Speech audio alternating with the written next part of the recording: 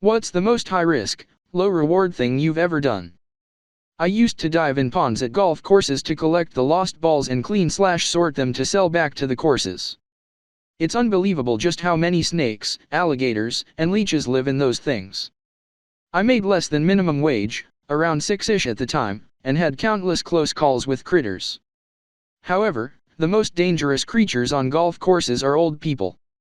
They do not give a fuck if you're working. They will absolutely send balls of hard plastic hurtling at your head at 50 miles per hour without a second thought, then get pissed when their ball hit your tank or cart and split open, then demand you hand over some of your recovered balls in compensation.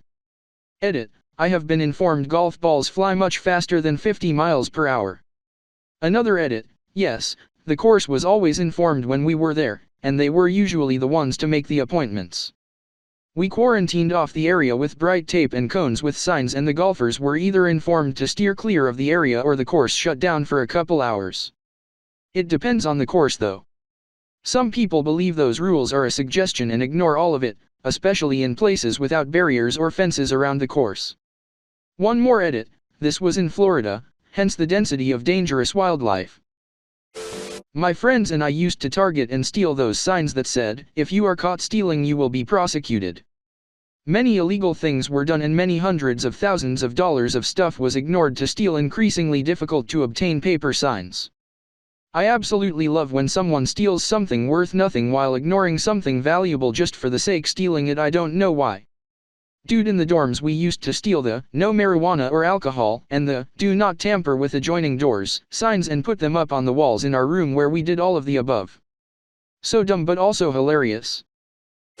Told this story before, but it's been a while. My friends and I used to break into expensive looking houses and use their showers. This was in the late 90s when ridiculous showers were in vogue, and we wanted to know if they were actually any good. For the most part they were not. We never stole anything, well, except water. We brought our own towels and toiletries. We were very careful about who we hit and made sure they had set schedules and no children or pets. The reward was a shitty shower. We risked jail time. Climbing up a water tower when drunk to find a friend. Turns out said friend was not even lost. He was yelling at me from the base of the tower. Oh, that reminds me. We got the bright idea to go rappelling off a cell tower at like 3 in the morning. This was not a spur-of-the-moment decision, it was planned. After we were done we were pulling the rope down and I guess we had left a knot in it. Rope gets stuck between the tower's vertical and horizontal supports about 15 out from the ladder we were using.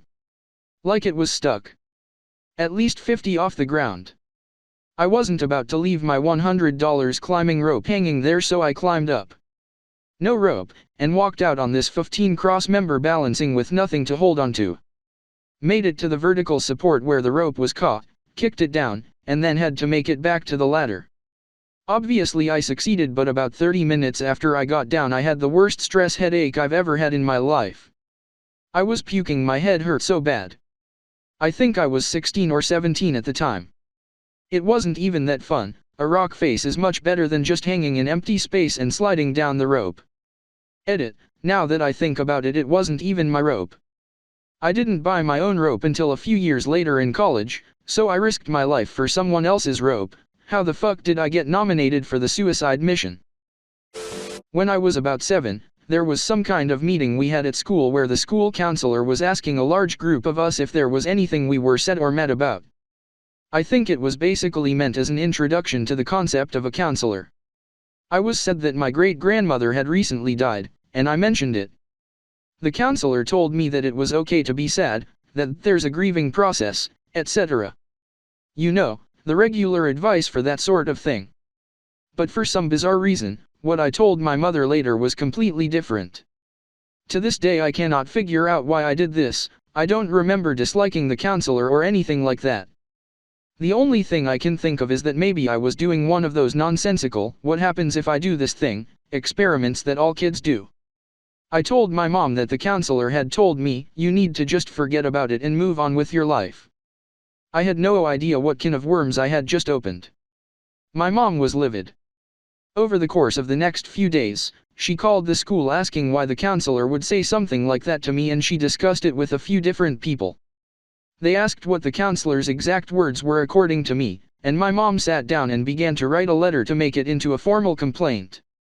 She asked me what exactly the counselor said so that she could put it in this letter. At that point I knew this had gone way too far, and I was feeling bad over the fact that I was going to get this woman in trouble. So I finally admitted, quietly, she said, that it's okay to be sad. My mom, dad, and grandmother were all very disappointed in me.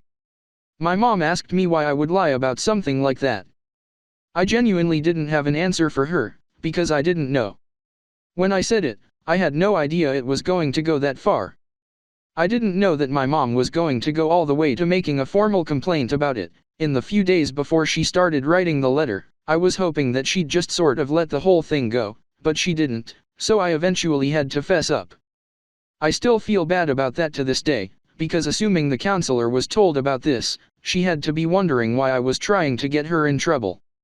She was a nice lady and didn't do anything wrong. But for whatever reason, I clicked the wrong dialogue choice and quickly realized that I couldn't exactly reload from save.